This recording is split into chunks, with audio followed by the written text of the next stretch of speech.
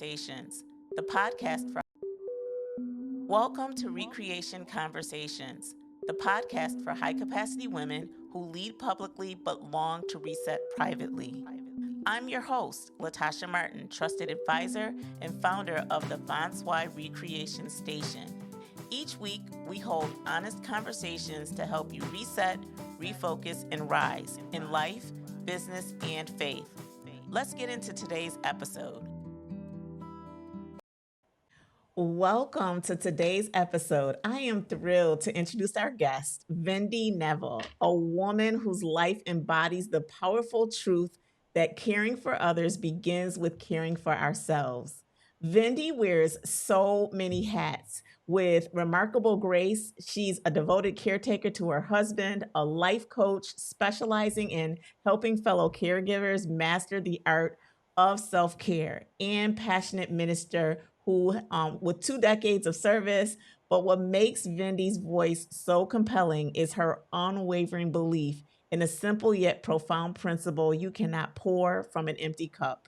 So for 25 years, she's been immersed in health wellness field. For the past 20 years, she served in ministry, giving a unique perspective on intricate balance between serving others and sustaining ourselves. Through her own journey of caregiving and service, Vendie has discovered that self care isn't selfish, it's essential. It's the foundation that allows us to show up fully for the people we love and serve. So, today we're diving deep into how caregivers can maintain balance, prioritize their well being, and continue pouring love and support into others without burning out. So, please join me in welcoming Vendyau Neville. And I hope that I'm saying your name correctly. Did I say your name correctly, your last name? Yeah. Yes, you did. Yes, you did. And so I am so excited to have you here today because I've known you all my life. But really, when my mom had her stroke this last fall, I got to know a different version of you. And until reading your bio, I was just like, she has so much patience. And I don't always win in this space because I'm new to this space. I've always been there for my mom, but not in a place where you have a strong, independent woman. And now there's that role that I've added, and I say I'm thankful to God because it clarifies things as caretaker myself. And so, thank you so much for taking the time to meet with me today on this podcast. And so, I want to begin with you sharing like a moment that pushed you to recreate yourself, either personally, professionally, or both. And just walk us through that journey when you had that point where you knew something had to change. It was both for me. It started in 2014. My husband got sick. We had to rush him to the hospital, and they told us that his body was septic, and they put him in an induced coma where he stayed for 14 days. Within that time, he coded. They told me that cognitively he would never be the same. After 14 days, he came out of the coma on his own. After 2 months in the hospital, he had to go into rehab to learn how to walk again. They discovered when he came out of the coma that he was blind. While he was in rehab, he got sight back in his left eye, but nothing in his right eye. When when they said that, okay, we're going to discharge him, you can take him home. Now, as you know, when they discharge you from the hospital, they give you instructions on how to take care of that person. They don't give you a handbook on how to be a caregiver. So that was me. The ups and downs every day, trying to get it right, missing the mark a lot of those days, trying to deal with his emotions and my emotions and everybody else's emotions. It was a lot. And I just kept asking God, why? Why me? Why me? And he said, why not you? Then I knew at that moment that, okay, this is not for me. And I kept hearing the Holy Spirit speak to me. This journey is not just about your husband, it's a journey for you because I'm taking you someplace that will bless others. Then I begin to see the shift. I want you to take a, I never desired to be a life coach. A life coach for what and for who? I had a job already. Right. The Lord took me from my job. He retired me. Oh, wow. And in that process, in 2019, I became sick. I was diagnosed with leukemia in 2020, January. For a whole year, I did well going to my appointments every 3 months. In the meantime, I'm still a caregiver, taking care of my husband and trying to take care of myself.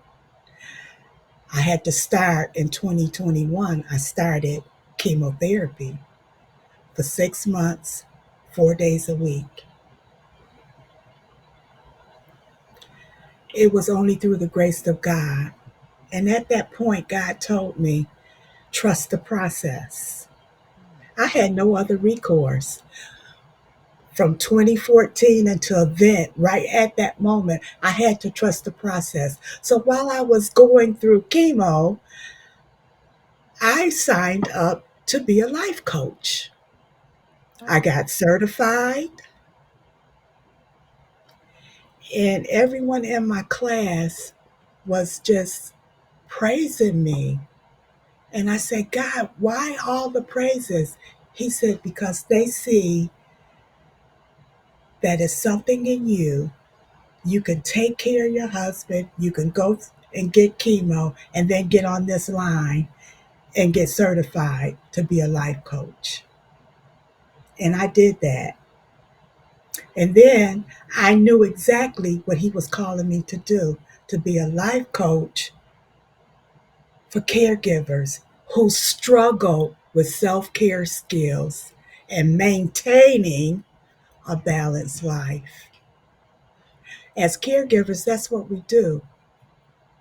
We struggle, we put everybody first, and we come last.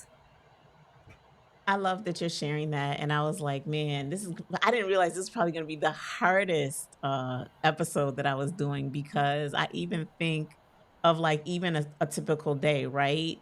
Although my mother is doing so much better now, she's always on my mind. So I'm like, but I got to make sure I walk because if I don't start my day with God and I don't walk, then I'm not going to be any good to anybody. But then someone asked, could you take them to the airport? And then I had to go grocery shopping. And I was like, I have like, God, I need you to still the time. And so that's my way is exercise and making sure I'm grabbing good food and not bad food because you're right. When you said that, that was almost one of those. I hope that my tool clips that. When you go, I mean, and I know I'm going all on a tangent with you. Even No, that whole moment where everyone is celebrating this person is coming home. I don't know about you.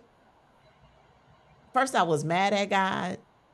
I was not looking forward to that day because I was like, I'm here all day in the hospital. And I was only there for 30 days. You were there for 2 months. So I couldn't even imagine. But that moment when they give you all that stuff and they're like, okay, now it's your turn. You're like, what you mean it's my turn? Y'all got like 5 people, 10 people helping. And this you turning this over to me.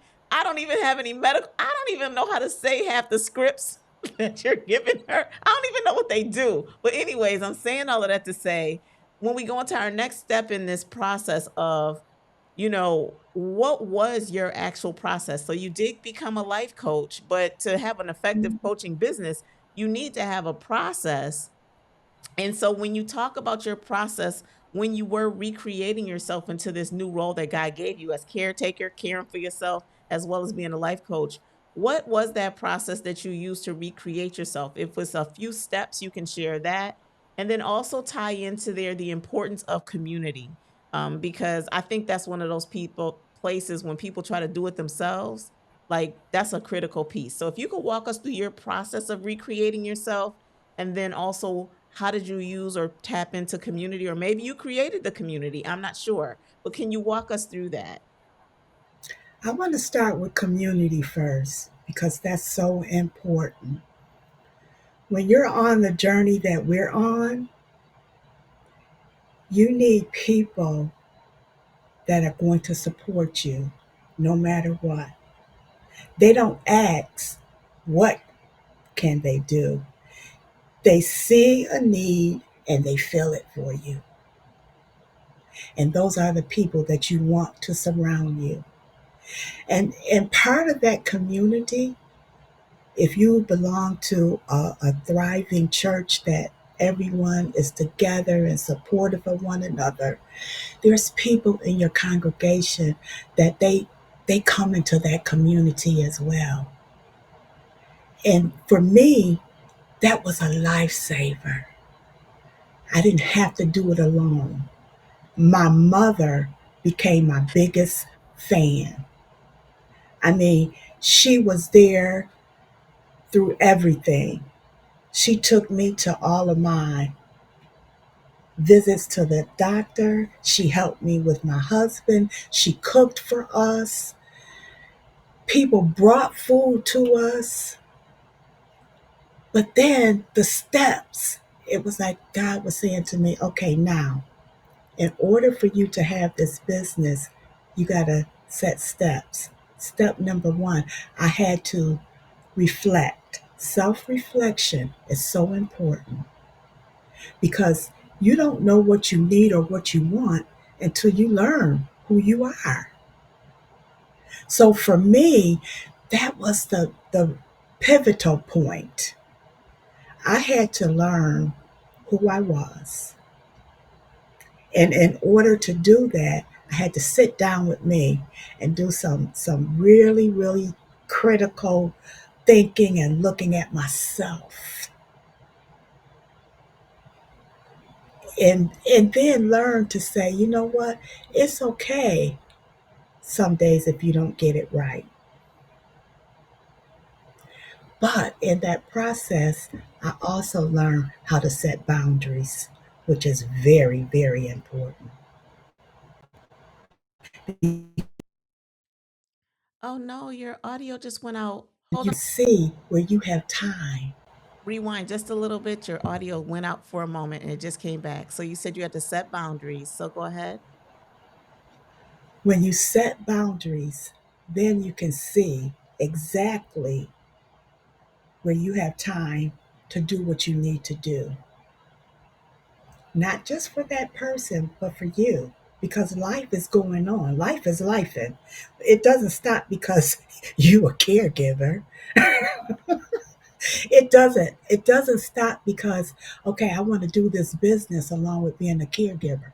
No, you have to learn how to balance everything. It's a balance. You know that thing that they're showing the ladies sitting on a standing on a bottle or something Yeah. with their legs crossed? Well, that's what we're doing. We're learning how to balance.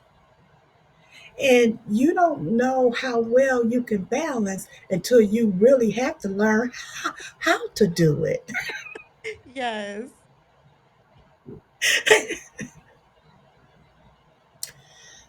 So that's what I did. That was the point where everything began to come together. And then I was able to sit down and do my business plan because what does the word tells us? Write the vision and make it plain. Yes. So that's what I had to do. I had to write the vision, make it plain, and I saw exactly what God was showing me how to do, when to do. And I also learned a very valuable lesson. When the student is ready, the teacher will appear. Mm. Okay. God placed a young gentleman who is a phenomenal life coach for podcasters. And he just placed him in my life, and he took me under his wing, and he told me, I'm going to walk you through all of this. It was a blessing. And we're still friends today, and he always checks up on me, but he taught me the things that I needed to know to get my business going, to get it to flourish. And now I'm in the process of completing my first book. Okay. Congratulations. What's the name of the book Thank you. gonna be, or do you not know yet? I know the name, but I'm not at liberty to share right now. But Okay. you will be one of the first ones to know. Okay. You will. Okay. I'm giving you a signed copy Okay. because you are my little sister. Thank you so much. I appreciate I need all the help I can get. That's the truth. No, that's awesome. But I thank God for where I am because a lot of times He puts you in positions where you have to recreate yourself because somebody else is waiting on you. Yes. No, I love that, and I thank you for that piece. It's so interesting. I think that, when we ask God the question why, and he does, to your point, says why not? And it's so interesting because during the entire process with my mother, people would see her and she didn't look like what she went through, but if you didn't know her, you don't realize how much of a challenge it is to her even now. Because on the Mhm. outside, it can look like, well, she gets to church and she can get around and she looks great. But there's some fundamental things that we're working through because of what she can't do, right? And I'm learning so much. When you said that about community, shameless plug. So the two things that God had me do, I just offboarded my last client, and it's so weird because I never knew how much my identity was wrapped up in being a business coach and doing HR consulting and doing change management for these multi-million-dollar companies. And now I'm really in a season because fourth quarter of last year, it was devastating financially. And I said, so God, I guess I'm going to finally say, what is it that you need? So I started with a community called the Vonswai Recreation Station, and it's a community where women invest in themselves every month, and we meet and we do a daily check-in, and then on Sunday evenings we do the weekly recharge. And what I've discovered is even with that, I'm like, I was just having this conversation with God. I'm like, everything is in place. I still don't know what to do with it. And even as you were talking with that whole self-reflection, you could have all the tools in your toolkit and be able to technically do what you need to do, but to your point, I love that last statement. When the student is ready, the teacher will appear.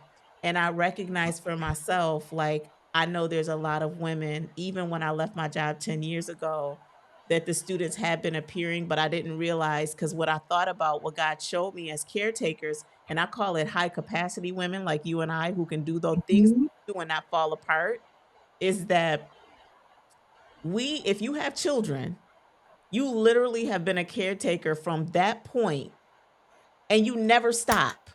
Because when you become a mother, no matter how you become a mother, so I don't want any of the women who've gone through adoption or are raising nieces and nephews. I'm saying any woman who has been working and had a child as a responsibility, because we don't even realize, honestly, if we were being biblical, right? The moment we got married, we became a caretaker, right? But I don't That's think right. in society we recognize it that way. But if you believing in the way of you're a helpmate, like once you got married, you became a caretaker.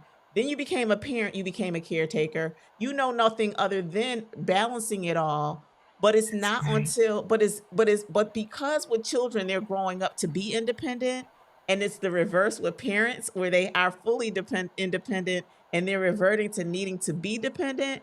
It's just a really interesting song and dance. And so this is the last question that I have because I do think you do it so gracefully. If y'all do not know Vendie, I'm doing a shameless plug. I didn't even know that she was a coach for caregivers, but I'm saying shameless plug. You need to be partnering with like counselors and things of that nature because I don't know the name of the book, but I would even call it like the caregiver survivor kit or something like that, because there it's kind of like when you have a child, there's no book there either, but I just think with parents, especially when you have strong adults that you're dealing with. So whether Mhm. it's your spouse or a parent or someone who's used to taking care of you and now the roles shift, it's just an interesting thing. So if you had to go back to Vendie when you got the release papers from the hospital, right? I wanna take you right back to that moment, or even when he first Okay. was sick and you were in the hospital and he's in a coma. I'm sure there's a whole gambit of emotions. Like, I know for me, I was Mhm. breaking down in the hospital, it was a hot mess. I'd never been that emotional in my life. Um, what would you tell Vendie today, now as a life coach, that when I see you, I see nothing but grace and this mild tone that they see through the airways is how you are. What would you go back and tell Vendie if you had a chance now to be her life coach in that moment when she's sitting in that hospital, or even when you were going through that process? What would you tell that Vendie today so you could inspire another Vendie that's sitting there next to her husband, her mom, or somebody or child that she loves going through something that she never had put in her goals journal? How would you walk her through that? What would you say to her and walk us through that process? Ooh, Vendy, you shall live and not die to declare the works of the Lord in the land of the living. God created you for this. And what He created, He sustains it. He keeps it together because He's sovereign. You're not. Trust the process, daughter. Trust the process. Don't look at it through your natural eyes. Allow God to carry you through this whole thing. He has you and He has the situation. You don't have it by yourself. And guess what? You even have a great cloud of witnesses. I don't care what it looks like right now, but you're gonna make it. You're gonna make it. Mm. Thank you for sharing that. I think that somebody needs to hear that right now. So I really do hope, I'm believing God. I didn't even anticipate on doing a podcast, to be honest with you. And I think as I'm having these conversations, maybe even God's showing me, maybe the focus for the station as well as the podcast is just geared towards caretakers, because parents are living longer, new diseases are being introduced every single day, and we're just in a place. Even when you gave the timing of when you got your diagnosis for leukemia, like that was right before the shutdown. Mm-hmm. So that was it's bad Mm-hmm. enough what you were going through, but you were going through it with limitations on that are beyond. So I could see why God bless you with that teacher and that life coach. And I want to say publicly, like, if there's anything I can do to support your technical journey on podcasting or sharing with people, because that that that Vendie is in that hospital right now. I know that, like, now you probably see it every time you go into hospital, Mm-hmm. every time you're in a grocery store, every time you're somewhere, like you've got your caretaker, lifeline, life coach eyes on. And so I didn't even know you were pretty Yeah. much coaching me, like the things I needed when you and your mom would come sit. And that would give me a quick little Mm-hmm. break. I could just take a break. But I want to just say one other thing as we wrap up for today. I didn't even prepare you, but if you don't have it, I can post it after the fact. I do think what you are doing is vitally important in this time around life coaching, and as well as speaking and encouraging. So, whatever things that you do. So, take just a minute or two right now and please share with the audience that's listening if they wanted to hire you as a life coach. I don't know if you do one to one, if you do only group coaching, or if you are open for speaking engagements. How would people get in touch with you so that they can utilize your services? Oh, I first and foremost, I want to say this. Thank you so much. Thank you for your support and thank you for giving me this opportunity. I'm humbly, humbly thankful. Oh, thank you. I can be reached at my email, V as in Victor, A as in Anthony, my last name, Neville, Neville, V as in Victor, ILLE 98 at gmail.com.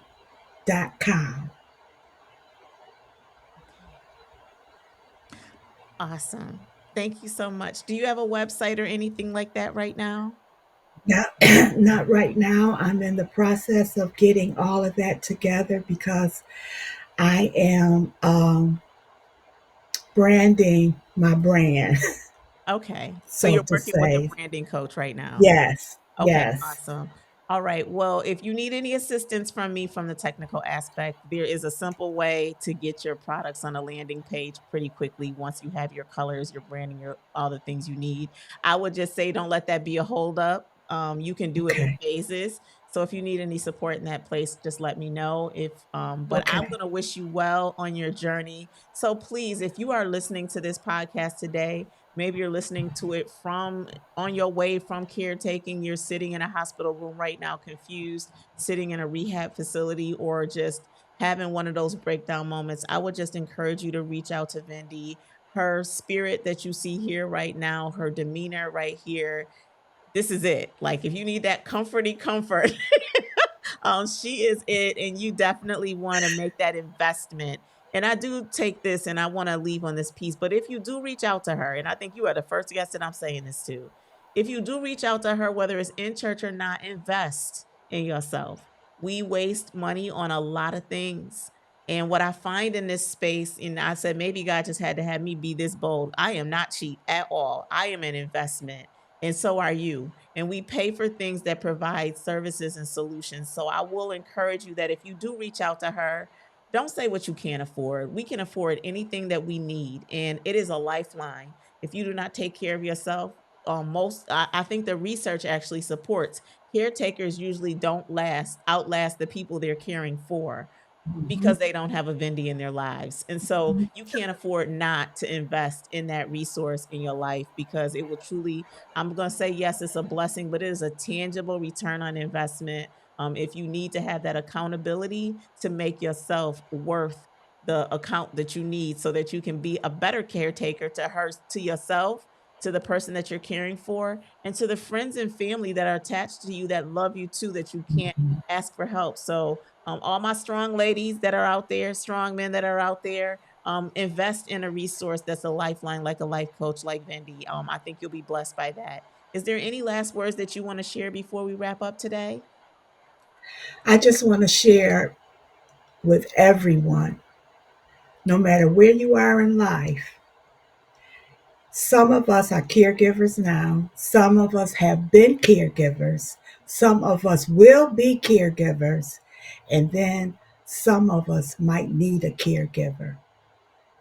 So, as Latasha was saying, invest in yourself and trust the process. Agreed. God bless.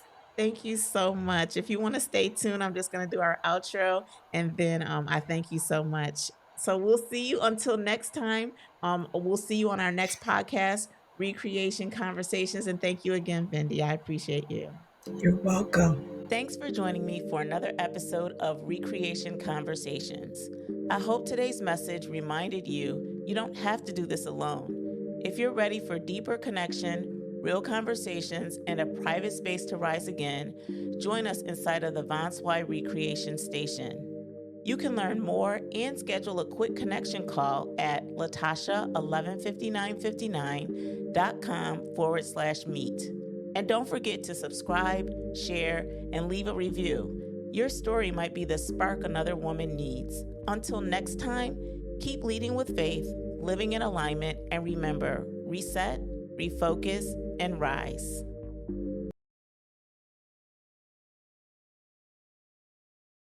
So much. Thank you so much.